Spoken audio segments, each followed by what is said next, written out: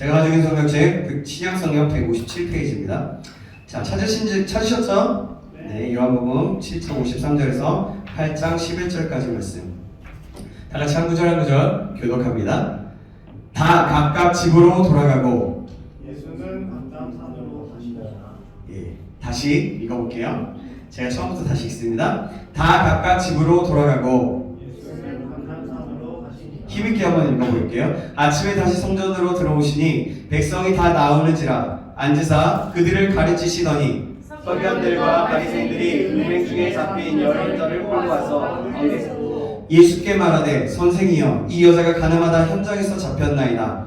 모세는 율법에 이러한 여자를 돌로 치라 명하였거니와 선생은 어떻게 말하겠나이까. 그들이 이렇게 말하면 고발할 조건을 얻고자 하여 예수를 시험함이로라. 예수께서 몸을 굽히사 손가락으로 땅에 쓰시니 그들이 묻기를 마지 아니하는지라. 이에 일어나 이르시되 너희 중에 죄 없는 자가 먼저 돌로 치라 하시고 다시 몸을 굽혀 손가락으로 땅에 쓰시니 그들이 이 말씀을 듣고 양심의 가책을 느껴 어른으로 시작하여 젊은이까지 하나씩 나갔고 오직 예수와 그 가운데 섰는 여자만 남았더라. 예수께서 일어나사 여자 외에 아무도 없는 것을 보시고 이르시되 여자여 내 너를 고발하던 그들이 어디 있느냐. 너를 정죄한 자가 없느냐. 대답하되 주여 없나이다. 예수께서 이르시되 나도 너를 정죄하지 아니하노니 가서 다시는 죄를 범하지 말라 하시니라. 아멘. 아멘. 오늘은요 예수님을 만난 사람 세 번째 시간입니다. 음행 중에 잡혀온 여인. 제목은 이렇습니다. 음행 중에 잡혀온 여인 주여 없나이다 라는 제목입니다. 자, 우리 인사 나누겠습니다. 자, 인사하겠습니다. 보고 싶었습니다. 보고 싶었습니다. 집사님 보고 싶었습니다. 네, 집사님 보고 싶었습니다. 보고 싶었어요. 보고 싶었어요. 네. 안녕하십니까. 네, 우리 다시 한번 고백할까요? I love you. I love you. I love you. I love you. 효범아, 네? I love you. 오. 네, 그래요. 네, 오늘은 요한복음에서 예수님을 만난 사람 중에 니고데모와 수가성 여인에 이어서 세 번째 인물, 세 번째 사람에 대해서 나누려고 합니다. 그 인물은요, 바로 음행하다가 현장에서 잡혀온 여인입니다. 그럼 전에 잠시 저의 삶을 나누도록 하겠습니다. 네. 좀 이따가 얘기해 주실까요? 네. 아니면 나와서 설교하실래요? 네. 저희 삶을 잠깐 나누면 저희 가정은 아이들에게 하루 몇 시간씩 핸드폰을 하는지 확인하는 절차로 가짜 화면을 캡처해서 확인하는, 그래서 가족 톡방에 올리는 그렇게 확인을 하고 있어요. 그런데 아이들의 모습을 보니까 몇 시간을 하면서 아이들이 좀 많이 하는구나, 좀 늘었구나, 너 이러면 안 돼, 너 내일 금지야, 이런 식으로 했었어요. 그런데 저의 패턴을 생각해보고 있으니 아내가 그러는 거예요. 당신도 한번 확인해보라고 해봤는데 근데 정말 기절초풍한 일을 보게 되었습니다. 뭐냐면 제 패턴과 스마트폰 사용 시간이 아이들보다도 더 오래 하고 있는 결과를 보게 되었어요. 헐, 이게 무슨 일이지? 하면서 다시 확인해 보았는데 이걸 노답의 결과, 이거 완전히 노답의 결과가 나왔어요. 확인해 보니까 제가 핸드폰을 켜고 있는 시간이 8시간이 넘어서 9시간이나 되는 시간을 사용하고 있었어요. 9시간이 넘더라고요. 매주간 신방하고 또 내비게이션, 카톡, 유튜브 설교나 또는 짤 영상들, 그것들 등등 제가 정말 많은 시간을 폰을 켠 채로 있었던 것을 알게 되었어요. 그래서 저는 굉장히 뭔가 뒤통수를 한 대 딱 맞은 것 같았고 저의 충격적인 일이었습니다. 정말 근데 믿음으로 살아간다고 하면서 그리고 말씀을 가르친다고 또 제자훈련 우리 이제 얼마 남지 않았는데 한다는 것을 준비하는데 완전히 폰에 중독된 저를 보면서 나에게 폰이 우선이구나 라는 생각을 하게 됐어요. 그러면서 정말 부끄럽지만 여러분들에게 이렇게 오픈을 합니다. 회개를 하고 여러분과 나누면서 저의 잘못과 현황을 까야겠다라는 생각하게 되었습니다. 저의 상태는 마치 어떠냐면 오늘 나오는 음행 중에 가늠하다 잡혀온 여인과 같다는 생각을 하게 되었어요. 이번 주 말씀을 준비하고 묵상하는데 이 여자가 바로 나구나. 주님 저를 긍휼히 여겨주시고 저에게 긍휼을 베풀어 주시옵소서. 저를 용서하시고 인도하여 주시옵소서라고 그렇게 기도하면서 믿음과 삶에서 이런 차이가 있는 제 모습이 너무나 안타깝고 부끄러웠어요. 그래서 지금 이 자리에 설 자격조차도 없는데 나의 마음과 행동의 갭이 이렇게 크구나. 그러면서 오늘 예배 중에 찬양에서 믿음과 삶을 뽑게 되었고 가사를 묵상하면서 나아갔던 것 같습니다. 그럼에도 불구하고 나를 사용하시겠다고 하시는 주님이 감사하기도 하고 너무 죄스럽기도 하고, 그러니까 마치 폰이 우상이 되어 있는 저의 모습이어서 정말 다시금 회개하게 되었어요. 오늘 말씀이 저에 대한 말씀임을 알게 되고 깨닫게 됩니다. 그래서 정말 부끄러운 마음으로 여러분들 앞에 여러분들의 말씀을 가르치는 자임에도 불구하고 이런 저의 모습에 대해서 말씀드리면서 여러분에게 용서를 구합니다. 여러분들의 영적인 부분을 책임지고 담당하는 제가 우리 공동체를 위기 가운데 빠뜨렸다는 생각이 들었고, 저는 저희 영적인 상태는 곧 제가 속해 있는 공동체의 상태다라는 마인드를 가지고 있거든요. 그래서 나로 인해서 혹시라도 공동체에 피해를 입히게 되었다는 생각을 하게 되었고, 또 공동체의 모습은 어떨까 다시 한번 보게 되고 생각해 보게 됩니다. 그래서 여러분 죄송합니다. 이렇게 장황하게 말하는 이유는 이유가 있어요. 혹시라도 여러분들도 저와 같은 어떠한 한 부분은 없는지, 이렇게 많은 시간들을 할애하면서 하나님보다 더 다른 것들, 이것들을 사랑하면서 계속 하고 있지는 않은지 돌아보면 좋겠다는 생각에 혹시나 휴대폰을 그렇게 쓰고 있지는 않는지, 또 내 삶에 이렇게 하나님을 찾는다고는 하지만 말씀도 듣고 그 말씀대로 순종하며 살려고 노력하지만 그러는 나의 모습, 이 여인과처럼 아니면 저와 같은 모습은 없는지 돌아보시기 바랍니다. 그것이 어떻게 보면 하나님 앞에 음행한 여인과 같은 모습일 수 있기 때문입니다. 우리 오늘의 말씀을 들으면서 성령님의 조명을 받을 수 있기를 주님의 이름으로 축원합니다. 아멘. 자, 오늘 본문으로 들어가겠습니다. 본문 7장 53절에서 8장 1절을 보도록 하겠습니다. 53절 제가 읽고 여러분들이 1절, 2절은 같이 한번 읽어볼게요. 다 각각 집으로 돌아가고 예수는 감람산으로 같이 아침에 다시 성전으로 들어오시니 백성이 다 나오는지라 앉으사 그들을 가르치시더니. 아멘. 7장 53절 7장 53절은 한 절만 따로 떨어져 있고 7장 53절부터 8장 11절까지는 대괄호로 구호가 붙여 있어요. 성경을 보면요. 잘 보세요. 보이죠? 보이십니까? 보이세요? 네. 이렇게 있어요. 그래요.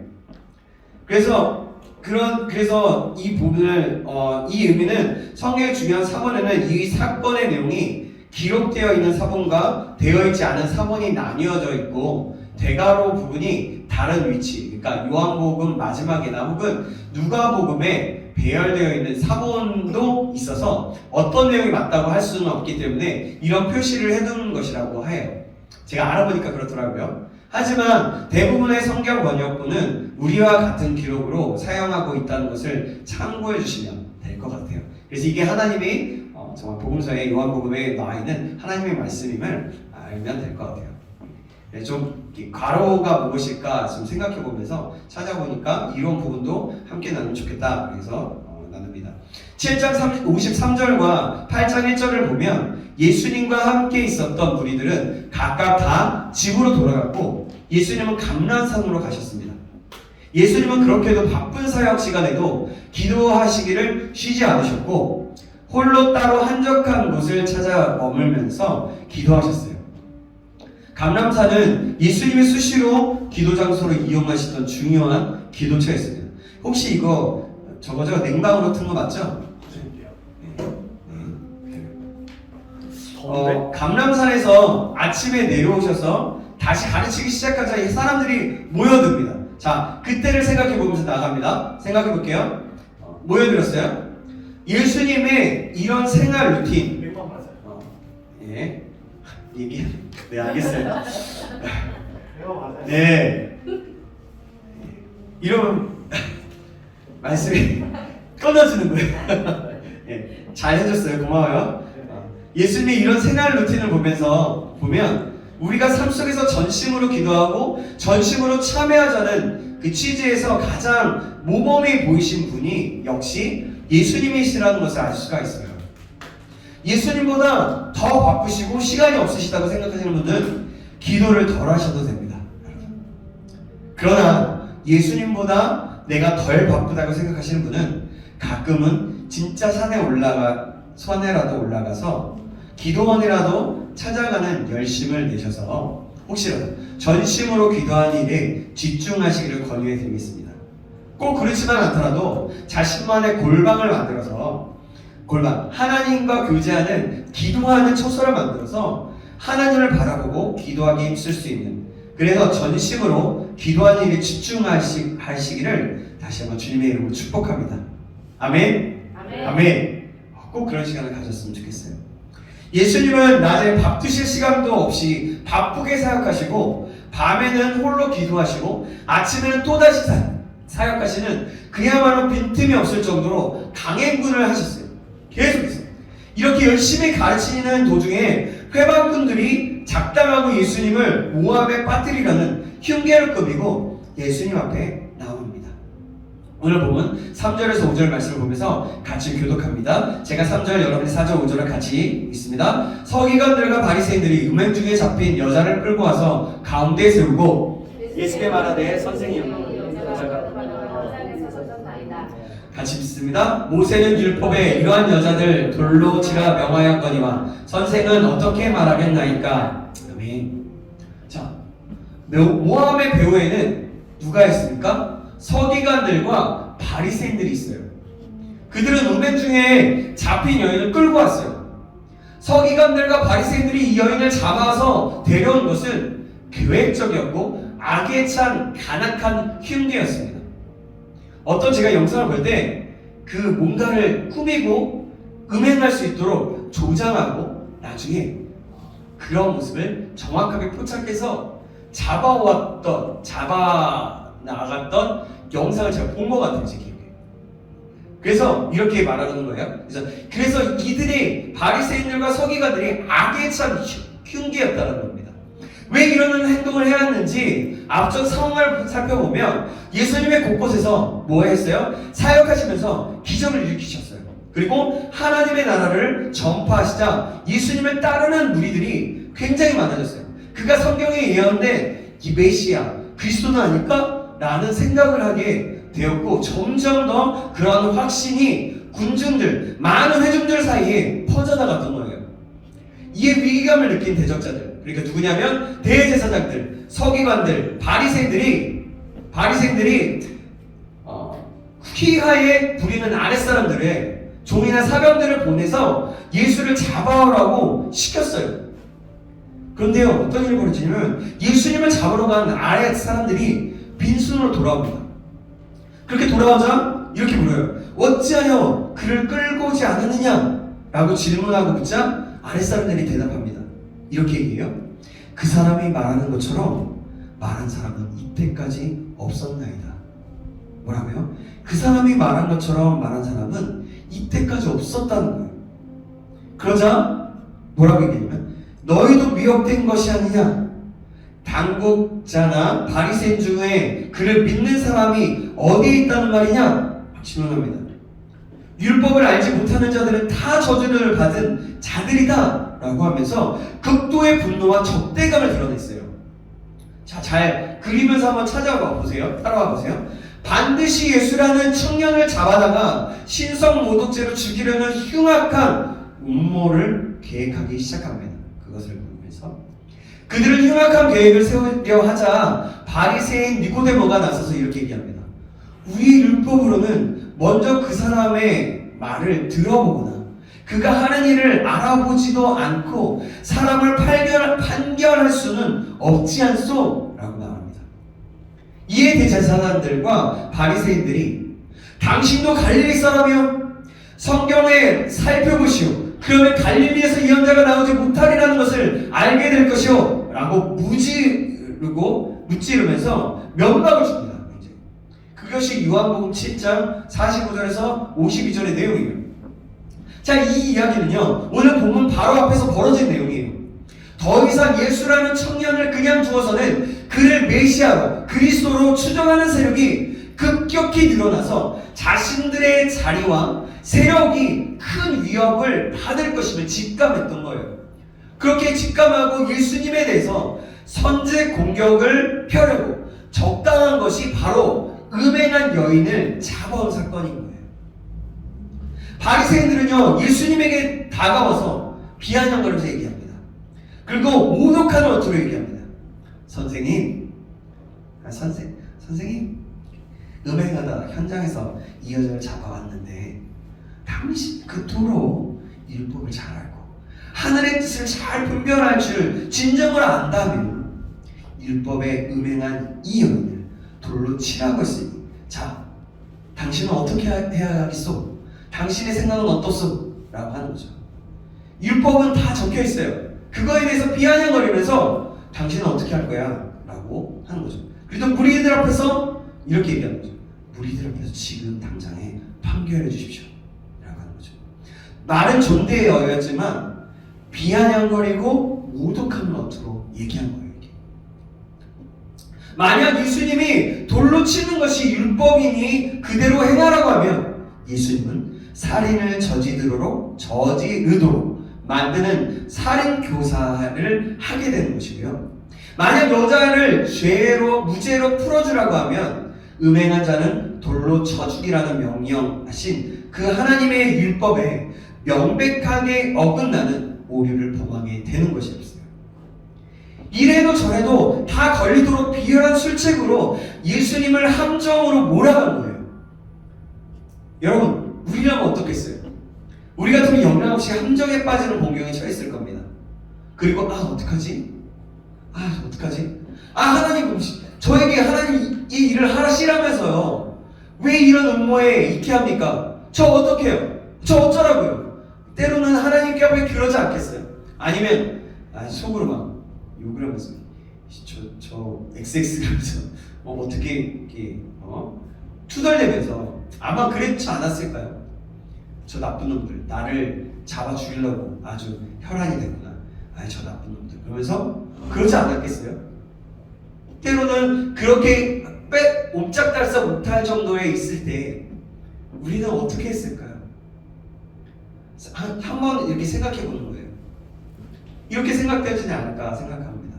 그런데 예수님은 이미 그들이 사전에 모의하고 여기까지 온 이유와 그들의 악랄한 그 속마음도 훤히 다 알고 계셨어요. 하나님이시니까 그렇겠죠? 그렇지만 예수님은 어쨌든 신성과 인성을 모두 다 가지신 분으로서 그것들을 다 지혜로, 하나님의 지혜로 알고 계셨어요. 하지만 눈 하나 까딱하지 않으시고 어떤 감정적인 동요도 일으키지 않으셨어요. 여기서 음행하다 잡혀온 여인, 오늘 말씀의 주인공은 어떻게 하고 있습니까? 여러분, 어떻게 해요? 여인이 왔어요. 끌고 왔어요. 근데 여인은 뭐 하는지 아세요? 여기에서 오늘 말씀에 뭐라고 나올까요? 아무 말도 하지 않고 있어요. 이 여인은 음행을 저지른 현행범으로 잡아왔기에 할 말이 없었을 겁니다. 그래요. 하지만 일반적으로 범죄자들은요, 자기 변명에 급한 태도를 보이는 경우가 많아요. 그렇지 않아요? 처음에는 막 부인을 하잖아요. 아니에요. 여러 가지 얼토당토를 하겠죠. 아니면 이 여인이 긴장하면서, 어떤 사람들은 막 요즘에 사이코패스와 같은 어떤 사람들은 어때요? 그냥 자연스럽게 이래서 이랬다. 나에게 위협이 돼서 이랬다. 내가 이 여인과 같았으면 내가 이 사람과 자고 싶었다. 이렇게 얘기할 수도 있었겠죠. 근데 아무것도 얘기하지 않아요. 다른 사람도 다 다 음행하는데 왜 나만 끌고 와서 이 망신을 주는 거야? 나보다 더 심하게 음행하는 자가 많은데 왜 나만 범죄자 취급을 하는 거야? 너희들도 다 음행하고 음란한 짓을 많이 하면서 누가 누구 보고 죄인이라 그래? 나만 죄인이라고 돌로 쳐 죽일 거면 그래, 한 번 해봐. 지옥에 가서도 너희들을 저주할 거야. 이런 생각을 가지고 있을 수도 있을 것 같아요. 이런 식으로 발악과 변명과 악담을 퍼볼 수도 있었지만, 그러나 잡혀온 여인은 숨소리조차 내지 않아요. 이런 태도가 죄인이 무슨 말을 하겠어 라고 인정하고 부끄러운 마음에서였는지, 아니면 끌려오다 매질을 당해서 기력이 없어서 그런 것인지, 곧 죽을 수도 있겠다는 공포감에 아무 말 하지 않고 자세를 최대한 낮추어서 한번 봐주기를 기다려보자는 마음이었는지는 전혀 알 수 없습니다. 왜 이 여인은 침묵하고 있었을까요? 저는 이 자세가 죄인이 갖추어야 할 당연한 침묵이라고 생각하며 묵상합니다. 죄인이면 입이 100개라도 할 말이 없어야 합니다. 그죠? 무슨 변명을 하고 무슨 폭언을 하고 무슨 억울함을 부르짖겠습니까? 그렇게 하는 자는 자신이 범죄자라고 소개하는 것 같은 어리석은 행동을 하는 것이고, 긍휼과 자비를 받게 되는 용서의 대상에서 스스로 제외시켜버린 바보와 같은 행동을 하는 자가 되는 거예요. 오직 진노와 멸망의 판결만 받으려고 스스로 용광로나 불구덩이로 뛰어드는, 그리고 불이 활활 타는 곳에 뛰어드는 나방과 같은 자가 되는 거나 마찬가지인 거예요. 여인은 그저 눈물로 죄를 인정하고 긴 머리로 수치스러운 얼굴을 가리고 땅바닥에 얼굴을 대고 긍휼과 자비를 구하는 심정으로 엎드려져 있을 뿐이었습니다. 용서를 언급하기는커녕 그저 지은 죄에 합당하게 죄값을 받겠다는 자세를 취했다는 거예요. 이것이 성경이 말하는 겸비한 자세입니다. 우리 모두는 자의에 의하든 타의에 의하든 죄의 모습을 지니고 있다면 예수님 앞에 끌려 나올 수 있어야 합니다. 발가벗겨지듯 죄가 만천하에 공개되고 수치를 당하고 손가락질을 받고 징계와 형벌을 받는다고 하더라도 예수님 앞에 끌려 나오는 그것이 은혜 중에 은혜인 거예요. 드러나는 것이. 예수님 앞에 끌려왔으면서도 다 범죄하는데 나만 가지고 왜 그래요? 다른 사람들은 더 하는데 별것 아닌 것 같고 너무 하는 것 아니에요? 남들보다 내가 훨씬 더 잘 살아왔는데 이 정도는 뭐 어때요? 이런 식의 반응은 회개하지 않는 자의 전형적인 모습인 거예요. 예수님은 죄가 드러나는 상황에서 입을 닫고 참회하지 아니하고 입을 벌려 떠드는 자는 누구라도 용서하지 않으신다는 사실을 기억하시기 바랍니다. 아멘. 여러분, 우리는 예수님이 이 자리에 있다고 생각하면서 예수님 앞에 그리고 우리의 삶을 돌아본다면 어떻겠습니까? 이제 나를 위해 이 땅에 오셨는데 곧 있으면 십자가에 못 박혀 죽으시게 된다면, 그 예수님이 이 자리에 내 옆에 계시다면 어떨까요? 이런 모습을 보여하지 않겠습니까? 내가 예수님 앞에 범죄한 자인데 무슨 할 말이 있겠습니까? 저는 입을 닫고 침묵하며 참회의 눈물만 흘리며 이마에 땀을 대고 전심으로 기도하고 진심으로 참회하오니 십자가의 구원의 은혜로 저를 긍휼히 여겨 주시옵소서. 이런 간구가 나오지 않겠나는 거죠. 이렇게 저와 여러분이 이러한 내용의 간구를 할 수 있게 되기를 주님의 이름으로 축원합니다. 아멘. 저는 지난주에 저를 보면서 아까도 얘기했지만 큰 충격과 아픔과 부끄러움으로 가득 찼어요. 그런 가운데 묵상하면서 회개하면서 나아가다가 묵묵히 자숙하며 있어야겠다는 생각을 하게 됐습니다. 그리고 꼭 필요할 때 사역 외에는 핸드폰을 놓았습니다. 그랬더니 반 이상이 훨씬 확 줄어들더라고요. 그리고 그렇게 자숙했어요. 그런데 그런 가운데 여인의 죄가 드러나는 것처럼 저의 죄악을 낱낱이 공동체에 까고 내놓고 오픈하고 공개적으로 회개해야겠다는 마음과 생각을 주셔서 여러분 앞에 저희 연약하고 죄악된 모습을 고백한 겁니다. 그러면서 음행한 여인이 저라는 생각을 하게 된 거예요. 자, 다시 한번 본문으로 돌아가면 고발자들과 예수님이 부딪히는 장면이 나옵니다. 6절에서 9절 말씀인데요. 제가 6절, 여러분이 7절 교독 한 구절씩 교독합니다. 그들이 이렇게 말하면 고발할 조건을 얻고자 하여 예수를 시험함이로라. 예수께서 몸을 굽히사 손가락으로 땅에 쓰시니 그들이 묻기를 마지 아니하는지라. 이에 일어나서 이르시되 너희 중에 죄 없는 자가 먼저 돌로 치라 하시고 다시 몸을 굽혀 손가락으로 땅에 쓰시니 그들이 이 말씀을 듣고 양심의 가책을 느껴 거두는 시작하여 젊은이까지 하나씩 나가고 오직 예수와 그 가운데 썩는 여자만 남았더라. 아멘. 자, 여러분 읽을 때는 한 목소리로 맞춰서 읽으면 더 좋을 것 같고 더 씩씩하게 읽으면 좋을 것 같습니다. 자, 그래요. 6절에서 서기관과 바리새인들은 고발할 조건을 만들려고 예수님을 시험했다고 합니다. 그러니까 재판에 넘기려고 한 거예요. 이런 것을 낚시, 함정이라고 해요. 요즘 세대는 이런 경우를 가불기, 가드가 불가한 기술에 걸렸다고 하더라고요. 맞나요? 맞아요? 어쨌든 예수님이 이미 흉계를 다 하셨습니다. 아무 말씀도 없이 예수님은 몸을 굽히시고 손가락으로 땅바닥에 무언가 쓰기 시작하셨습니다. 적대자들은 예수님의 엉뚱한 행동을 보고 빨리 판단해달라고 묻기를 마지 않았다고 했습니다. 멈추지 않았다고 해요. 그들은 극도로 흥분해 있었고 예수님 입에서 말이 떨어지는 순간 자신들의 흉계가 성공할 것을 확신하면서 예수님의 입만 주목하고 있었어요. 예수님이 땅에 무엇을 쓰셨을까요? 과거에는 이렇게 얘기해요. 적대자들이 율법을 어긴 죄들을 고발하는 항목을 쓰셨을 것이라고 해석이 마치 정설처럼 퍼지기도 했습니다. 어떤 분들은 하나님의 율법을 썼을 것이라는 추정도 하고 있어요. 그러나 추측은 추측일 뿐입니다. 가능성은 충분히 있으나 많은 유력한 번역본에서는 그런 가능성을 낮게 보고 있기도 합니다.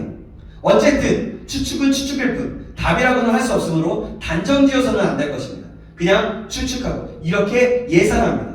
정확히는 알 수 없습니다. 가 맞을 것 같아요. 그러니까 이렇게 예상합니다 라는 것이 맞을 것 같아요. 예수님은 흥분이 극도로 고전된 현장 분위기를 잠재우고 잠시 시간을 벌면서 그들에게서 승리의 도치를 송두리째 빼앗아 버리려고 고도의 심리전을 펼쳤을 수도 있습니다. 뭐라고요? 예수님이 고도의 심리전을 할 수도 있었다는 거예요. 예수님 스스로도 마음을 안정시키면서 그들의 흉계를 일거에 무너뜨릴 지혜로운 답변을 아버지께 묻고 계셨으리라고 추측을 해볼 수도 있겠어요.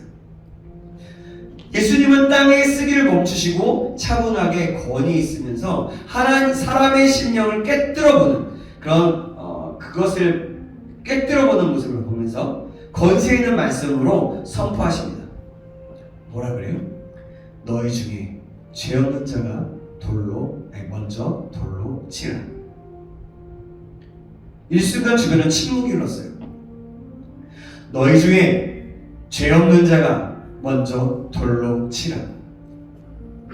말씀이 선포되자 흥분해 있었던 적대자들은 여인을 돌로 치려다가 자신들이 돌로 얻어맞는 것처럼 굳어져 버렸고 감당할 수 없는 지혜의 올무에 걸려서 빠져나가지 못하게 되었음을 직감했습니다.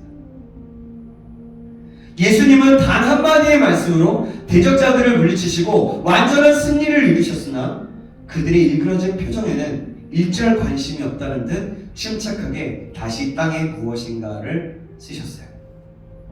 서기관과 바리새인들은 이런 치욕을 일생 동안 느껴본 적이 없을 정도로 말할 수 없는 모욕감과 수치심을 느꼈을 겁니다. 왜냐하면 빠져나갈 구멍이 없다고 생각하고 자기가 옳다라고 생각했거든요. 자기가 완전하게 이겼다라고 생각했거든요.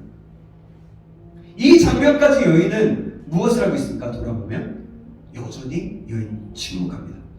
이 여인과 대조되는 사람들이 예수님 앞에서 떠들어대고 고발하느라고 소리쳐대고 판단해보라고 다그치고 있는 군중들이었어요. 예수님의 입장에서는 모인 사람 모두가 다 죄인들이었습니다. 그런데 죄를 지었다고 현행범이라고 수치가 많은 앞에 공개되어져 버린 여인의 혼자 침묵하고 있고, 여인보다 훨씬 더 많고 심각한 죄를 지었을 개연성이 다분한 자들은 오히려 떠들어대며 대단한 의인이야 된 것처럼 폼을 잡고, 이 여인은 어떻게 합니까? 정죄하면서 얘기하고 있어요. 이 둘 중에 누가 긍휼과 자비의 대상이 될 것 같습니까? 누가 용서해야 될 것 같습니까? 누가 의인으로 거듭나게 될 은혜의 대상이 될 것 같습니까? 예수님이 십자가에서 흘리신 보혈의 공로로 세상 모든 사람들을 구원의 대상으로 삼아주셨지만, 죄를 인정하고 진실로 고백하면서 구원자 앞에서 긍휼을 바라며 침묵하는 자와 죄를 숨기고 떠들면서 남을 비판하고 판단하고 정죄하는 자 모두에게 차별 없이 값없이 주시는 그 은혜를 주시는 것이 여러분 맞을까요? 은혜는 절대 허투루 나누어 주는 값싼 배고픔, 값싼 것이 아닙니다. 값싼 물품과 같은 게 아니에요. 예수님은 은혜를 베풀 자에게 은혜를 베푸시는 분이고, 긍휼을 베푸는 자에게 긍휼을 베푸시는 분이고, 죄를 자백하고 겸비한 자에게 은혜를 베푸시는 분이고, 자기를 낮추고 겸손한 자에게 은혜를 베푸시는 분임을 잊어서는 안 되는 것입니다. 우리 그리스도인들은 항상 나는 완전한 죄인이라는 죄인의식, 그리고 나는 완전한 의인이라는 의인의식이 있어야 됩니다. 그러나 우리는 의인이 하나도 없어요. 이 말은 뭐냐면, 의인이라는 말은 구원의 확신, 하나님의 나라에 대한 소망, 그러니까 하나님 예수 그리스도께서 나를 위해서 십자가에 못 박혀 죽으시고 다시 살아났다는 것을 믿고, 그분이 나의 죄를, 하나님께서 나의 죄를 사하여 줬다라고 그 의인으로 취급하여 주고 칭하여 준 그 은혜를 아는 것을 얘기하는 거예요. 완전 의인이라고 생각하는 것을. 쉽게 말하면 이런 거예요. 예수님 때문에 내가 나의 어떠한 의로, 나의 어떠함으로 의인이 된 게 아니라, 오늘 예배 때 담임 목사님 말씀하셨던 것처럼 하나님의 은혜로, 오직 하나님께서 취해주신 은혜로 말미암아 된 거라는 거예요. 예수님으로 인해서 됐다라는 것이죠. 어찌됐든 그래요. 그래서 우리는 죄인의식, 완전한 죄인이라는 죄인의식과 완전한 의인이라는 그런 의인의식이 있어야 된다는 거죠. 여인은 의인은 아닐지라도 죄인이라는 완전한 인정 앞에 있고, 서기관과 바리새인들은 의인이라고 착각하면서 자신의 죄를 인정하기는커녕 다른 사람들의 죄들을 정죄할 자격이 있다고 생각했습니다. 예수님은 자기 앞에 몰려든 사람 중에 누가 자기 죄를 인정하는 완전한 죄인 의식이 있는 자인지를 분별하신 겁니다. 그가 바로 음행하다 붙잡혀온 여인이었던 겁니다. 자, 오늘의 이야기 마지막 부분인 9절에서 11절 말씀 보시겠습니다. 자, 이 말씀 제가 읽어볼게요. 그들이 이 말씀을 듣고 양심의 가책을 느껴 어른으로 시작하여 젊은이까지 하나씩 나가고, 오직 예수와 그 가운데 섰는 여자만 남았더라. 예수께서 일어나사 여자 외에 아무도 없는 것을 보시고 이르시되, 여자야, 너를 고발하던 그들이 어디 있느냐? 너를 정죄한 자가 없느냐? 대답하되, 주여, 없나이다. 예수께서 이르시되, 나도 너를 정죄하지 아니하노니 가서 다시는 죄를 범하지 말라 하시니라. 아멘. 너희 중에 죄 없는 자가 먼저 돌로 치라. 여러분, 이 말씀 정말 명언 중에 명언인 말씀인 것 같습니다. 그 말씀이 선포됩니다. 권세 있는 예수님의 말씀에 양심의 가책을 느낀 남녀노소, 그 서기관과 바리새인들 온 무리가 하나둘씩 자리를 떠나고 예수님과 그 여인 둘만이 남았습니다. 예수님이 땅에 글을 쓰시기를 멈추시고 일어서셨고, 둘만 남은 것을 확인하신 후에 여자에게 말을 건넵니다. 여자여, 너를 고발하던 그들이 어디 있느냐? 너를 정죄한 자가 없느냐? 이 말씀은 내가 지은 죄로 인하여 받게 될 하나님의 진노가 무서우냐? 아니면 너를 죽이려고 하는 우리들의 위협과 돌맞음이 더 두려우냐 라고 물으신 거라 말할 수 있습니다. 아직 여자가 죄를 용서받은 것은 아닙니다. 고발, 정죄라는 말씀을 넣어서 대화를 시도한 예수님은 여자가 무리들이 돌아간 것에 안도하여서 마음을 빼앗기지 않도록 오직 여자가 지은 죄에 계속해서 집중하도록 하신 겁니다. 상황이 아무리 좋아지고 환경이 바뀌었다고 하여도 예수님의 입에서 죄 용서하심의 선포가 나오지 않는 이상 죄 문제는 절대로 해결되고 끝난 것이 아닌 것입니다. 우리는 그래서 이것을 유방심해야 합니다. 끝까지 죄에 대한 인정과 긍휼을 구하는 진실, 그런 참회가 계속되어야 함을 보여주는 장면입니다. 자, 드디어 여자가 입을 열어 처음으로 말합니다. 뭐라고 얘기해요? 주여 없나이다. 여러분 한번 묵상해보고 생각해 보십시오. 이 말씀을 읽는데 이 대답이 주는 무게감을 혹시 느껴보셨나요? 주여 없나이다. 나의 주인, 나의 구원자이신 예수님, 죄인인 제가 무슨 할 말이 있겠습니까? 제가 지은 죄가 너무 큰데 어찌 사람들이 물러가는 것으로 기뻐하겠나이까? 저는 죄인일 뿐이며 입이 있어도 말할 자격이 없는 자이며 감히 예수님을 향하여 머리를 들고 눈을 마주칠 자가 아닙니다. 험악한 상황에서 나를 건져내신 것은 오직 나 같은 죄인 살리신 긍휼하신 은혜입니다. 주여 이제는 나를 해할 자가 아무도 없습니다. 이것이 오직 저를 불쌍히 여기셨기 때문입니다. 저는 여전히 죄 많은 여인일 뿐입니다. 이러면서 눈물을 흘리면서 있지 않을까? 아마도 여인은 눈물로 땅을 흠뻑 적시도록 한 글자 한 글자를 흐느끼고 신음하면서 이 한마디를 터뜨렸을 것 같습니다. 주여 없나이다. 그토록 침묵하고 있던 단 한마디의 말이 진실로 참여하는 자의 대답이라고 충분히 느껴지는 말 같습니다.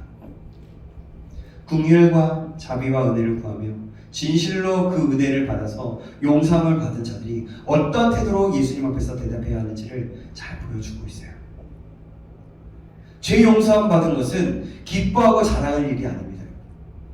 내 몸과 마음과 말과 행동이 부끄러움과 수치 앞에 항상 벗겨진 채로 예수님 앞에서 있다는 그 긴장감과 침묵과 엎드림이 계속해서 지속되어야 됩니다. 다시는 무리들에게 끌려와서 내팽겨 쳐진 그런 수치를 당하지 않도록 결연한 각오와 결단의 자세가 있어야 한다는 겁니다. 예수님이 여인의 그 마음을 다하시고 드디어 용서의 은혜를 내려주시며 말씀합니다. 나도 너를 정죄하지 아니하노니 가서 다시는 죄를 범하지 말라. 아멘. 저는 이 말씀에 왈칵 눈물이 나올 뻔했습니다. 코가 찡해졌어요. 서기관과 바리새인들은 분노와 저주의 정죄로 여인을 끌고 왔지만요, 예수님은 여인에게서의 그 정죄의 사슬을 벗겨내 주셨습니다. 예수님은 여인이 지은 죄의 무게는 가볍게 해주셨지만 삶의 무게는 더 한층 무겁게 해주셨습니다. 뭐라고 얘기하면서요? 가서 다시는 죄를 범하지 말라. 이 이후의 여인은 역시 대답 없이 침묵함으로 이 사건을 마무리합니다.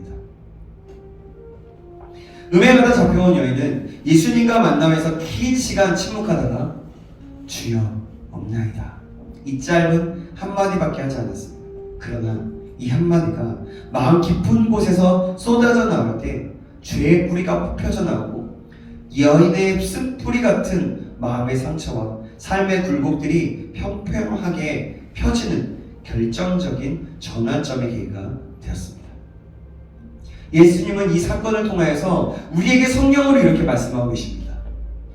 너희들은 서기관과 바리새인들과 같이 외식하는 마음으로 의인으로 착각하며 죄를 키우며 계속 살고 싶으냐? 죄짓고 타력으로 짐승같이 내 앞에 끌려나오고 싶으니?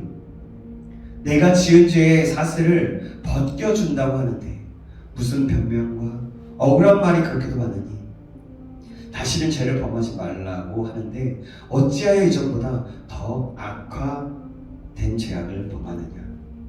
너는 너의 모습이 그리도 아름다워 보이고 남의 눈에 튀는 그렇게도 정죄하고 싶으냐. 떠드는 자여, 판단하는 자여, 정죄하는 자여, 내가 정녕 죄가 없다면 돌을 집어 나에게 던지거라.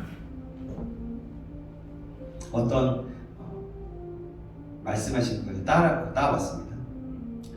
이 말씀이 우리 귀에 마음에 들리신다면 다시 마음을 다잡고 정말 진심으로 기도하고 진심으로 참여하는 일에 최선을 다해야 할 것입니다. 그리고 열처럼 침묵하면서 엎드리면서 긍휼과 자비가 임할 때까지 기다려야 할 것입니다.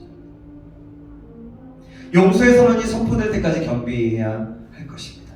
그리고 다시는 죄를 반복하지 않도록 성령의 전신갑주를 입으며 하나님의 은혜를 날마다 구하며 살아야 할 것입니다. 이것이 오늘 이 말씀을 통해서 주시는 교훈이라고 할 수 있습니다. 우리 예수님은 참으로 멋지신 분입니다. 죄 있다 인정하는 자는 엎드려 침묵하게 하시고 용서의 기회를 주시고 죄 없다고 떠들며 다른 사람들을 헐뜯는 이 사람의 입은 강제로 닫아 버리십니다.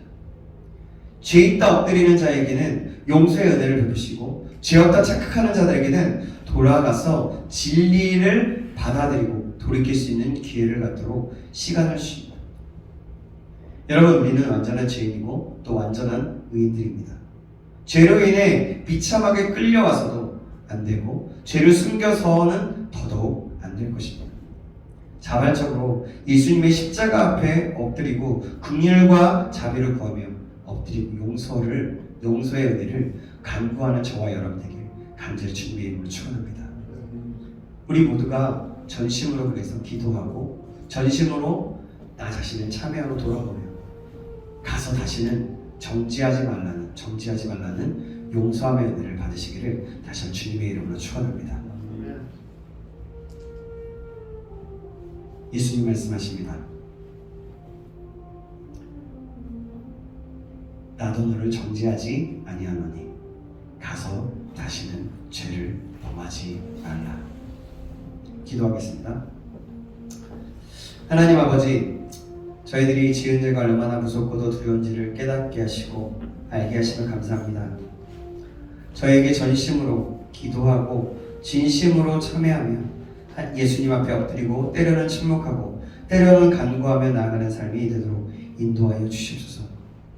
음행 중에 잡혀온 여인이 때로는 나의 모습임을 기억하게 하시고 날마다 겸손한 마음으로 살아서 완전한 죄인이자 완전한 의인처럼 살아갈 수 있는 우리 청년부와 모두가 될 수 있도록 인도하여 주시옵소서. 생명의 근원이 되시고 우리를 구원하여 주신 살아서 역사하신 예수 그리스도의 이름으로 기도합니다. 아멘.